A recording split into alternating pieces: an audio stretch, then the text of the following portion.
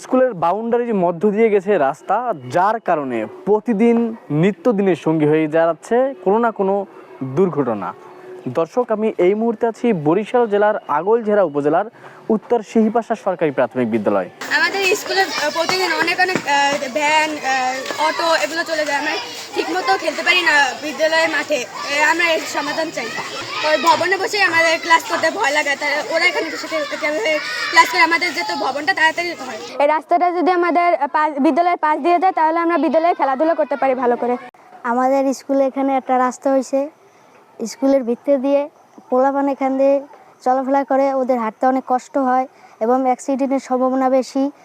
আমাদেরা চাই এই রাস্তা যাতে এখান দিয়ে না হয়ে পাশ দিয়ে হয়ে যায়। স্কুলের মাঝখান থেকে রাস্তা যাওয়ার জন্য আমাদের খেলাধুলা করতে অসুবিধা হয়, কারণ যে কোনো কারণে দুর্ঘটনা ঘটতে পারে।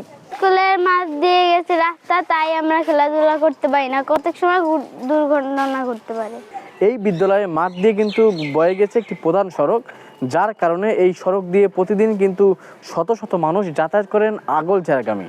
এবং বিশেষ করে এই স্কুলে 191 জন শিক্ষার্থী রয়েছে। প্রতিদিন কারো না কারো হচ্ছে দুর্ঘটনা। এই স্কুলের রাস্তা দিয়ে প্রতিনিয়তই ভ্যান কিংবা অটো যাতায়াত করেন। আর রাস্তার জন্য কিছু সরকারি জায়গাও রয়েছে।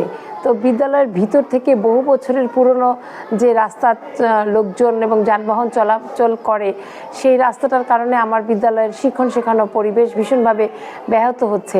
একবার একটা শিশুর তো মাথা কেটে গিয়ে প্রায় 16-17টা সেলাই লেগেছিল।